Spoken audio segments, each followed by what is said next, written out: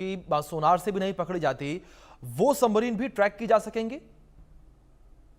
बिल्कुल अभिषेक, देखिए आप जो स्क्रीन पे फोटोग्राफ दिखा रहे हो वो जी। अवाक्स का फोटोग्राफ है, एयरफोर्स का अवाक्स। तो इसी का जी। इक्विवेलेंट हमारे पास अवाक्स तो airborne command and control system है जो हवाई जहाज को डिटेक्ट करता है और साथ में हमारे फाइटर एयरक्राफ्ट को कंट्रोल करके उनको उस जी। डायरेक्शंस में ले जाता है। एयरबोर्न कंट्रोल हो जाता है, जैसे हम एटीसी से टावर से करते हैं वो काम हम हवा से करते हैं। ये जो आप दिखा रहे हो फोटोग्राफ अभी, ये जो अवाक्स है एयरक्राफ्ट है, ये एयरफोर्स का एयरक्राफ्ट है।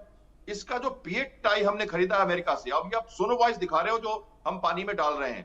सोनोवॉइस छोटे छोटे सोनार होते हैं जो पानी में सरफेस पे फ्लोट करते रहते हैं 3 घंटे से 4 घंटे तक, और वहां वो नीचे ट्रांसमिट करते हैं जैसे सोनार करता है, और एक्वेस्टिक टेक्नोलॉजी पे वो काम करते हैं। सोनार और सोनोवॉय दोनों एक्वेस्टिक टेक्नोलॉजी पे काम करते हैं। और सबमरीन अगर पेरिस्कोप ऊपर करे या सरफेस पे थोड़ा भी ऊपर से अगर पेरिस्कोप भी ऊपर दिखाए तो फिर रडार उसको पकड़ता है। हम ऐसे करते हैं। तो जो जी। मैग्नेटिक एनोमली डिटेक्टर है, या जो हम आप क्वांटम सेंसिंग टेक्नोलॉजी की बात कर रहे हैं, 1 ट्रिलियन ऑफ पिक्सा जो चेंजेस ऑफ मैग्नेटिक फ्लक्स होगा सबमरीन के हल के कारण, उसको डिटेक्ट करना हवा के ऊपर से, जैसे 200 मीटर से, बहुत रिस्की ऑपरेशन है। इतना बड़ा जहाज एक बोइंग, आप समझिए 200 मीटर पे लगातार 2 से 3 घंटे फ्लाइंग करना समुद्र के ऊपर, जिसको नैप ऑफ अर्थ फ्लाइंग हम टेरेन में कहते हैं।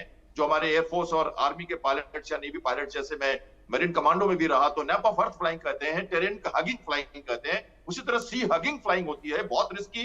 इतना बड़ा जहाज इतने बड़े एयरक्राफ्ट को कंट्रोल करके एक बिल्कुल ही अलर्ट एक्यूरेसी के साथ लगातार समुद्र के ऊपर विजिलेंस रखना। जी। और बात करें हम लीथल प्लेटफॉर्म की, तो समुद्र के अंदर सबमरीन एक लीथल प्लेटफॉर्म है। इसका डिटेक्शन बहुत मुश्किल है। 5 से 6 किलोमीटर से ज्यादा सोनार अंडर वाटर डिटेक्ट नहीं कर पाता, और इतने नजदीक सबमरीन आ जाती है। और पाकिस्तान, अब देखिए चाइना की बात करें तो पीएलए नोवे के पास न्यूक्लियर सबमरीन है, जिनके न्यूक्लियर रिएक्टर हैं, वो कई दिनों तक अंडर वाटर रह सकते हैं अनडिटेक्टेड, और हमारी सारी गतिविधियों पर नजर रख सकते हैं।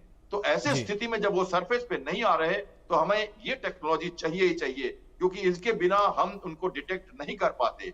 तो अगर जी। ये 2 साल में अगर हम इसको इंडिजिनाइज्ड कर लेते हैं, और मैरीटाइम पेट्रोल एयरक्राफ्ट जो पीएट आई में हम इसको इंटीग्रेट करते हैं, या हमारे फ्यूचर जो मैरीटाइम पेट्रोल एयरक्राफ्ट हम बना रहे हैं इंडिया में, या हमारे यूएवी जो लॉन्ग रेंज एंड्योरेंस के यूएवीज हैं, उसमें इसको हम इंटीग्रेट कर देते हैं, तो ये हमारी कैपेबिलिटी में बहुत बड़ा इजाफा होगा।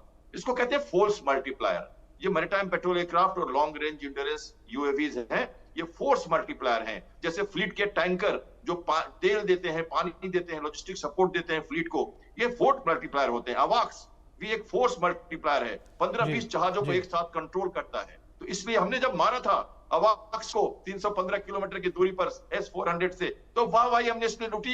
ये बहुत बड़ा टारगेट था वो उनका, जो हमने स्वीडन से खरीदा हुआ पाकिस्तान के साथ जो मारा था हमने अवाक्स और सिंदूर में। तो एमपीए बहुत ही महत्वपूर्ण है, और ऐसे एमपीए पाकिस्तान के पास नहीं है उतने, जितने हमारे पास कैपेबिलिटी है। और सबमरीन वो खरीद रहा है, हंगुर क्लास की सबमरीन, आपने सुना चाइना से अभी उसको दिया गया है एक दिन पहले। उसके पास पहले भी सबमरीन हैं, और वो सबमरीन से हमें कोशिश करता है डराने की। पीएलए ने भी लगातार 60 से ज्यादा सबमरीन हमारे एरिया में लगातार प्रेजेंस रखते हैं।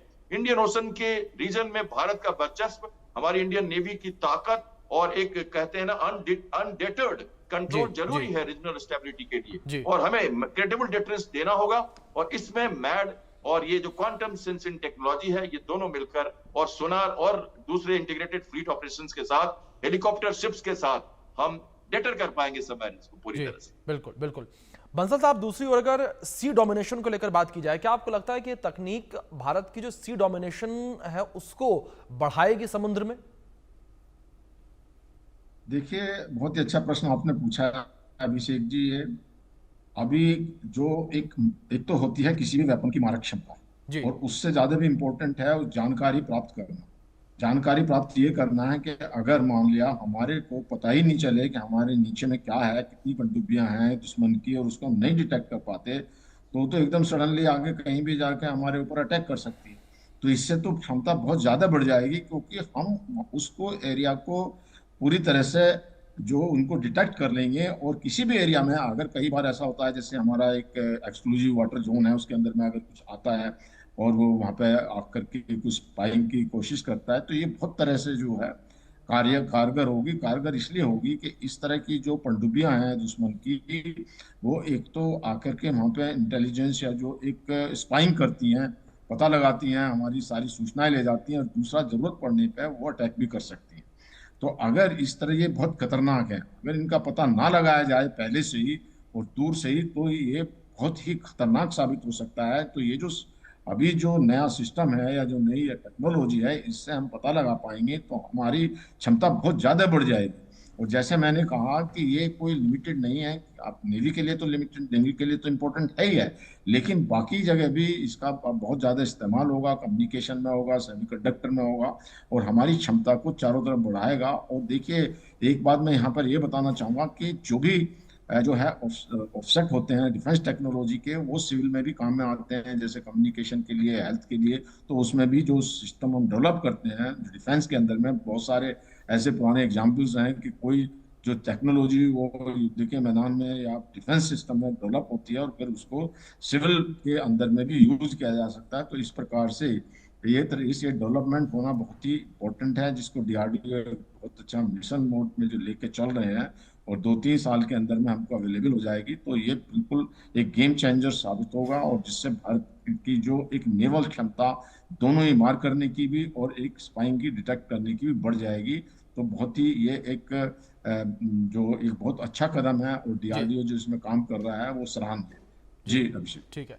श्याम जी, दूसरी ओर जब ऐसी तकनीक को डेवलप किया जाता है, डीआरडीओ जैसे संस्थान ऐसी महत्वपूर्ण तकनीक पर काम करते हैं, तो इस तकनीक को डेवलप होने में कितना समय लगता है और इसके ऑपरेशनल होने में कितना समय लगता है, श्याम जी?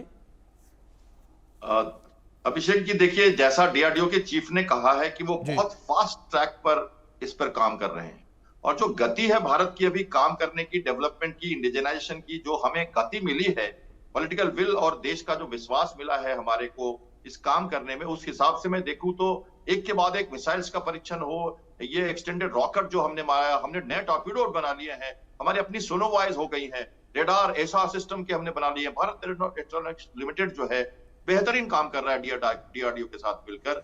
तो ये पीएसयूज और जो हमारे गवर्नमेंट सेक्टर की जो बात हम करें, उसको अगर हम विश्वास में ले, तो ये टेक्नोलॉजी 2-3 सालों में ऑपरेशनलाइज कर ली जाएगी। तो मैं मान के चलूं कि इस पर ऑलरेडी काम हो चुका है और इसके ट्रायल्स शुरू हो जाएंगे जल्दी ही। और जैसा मैंने बताया, हमारे पास पहले का एक्सपीरियंस है।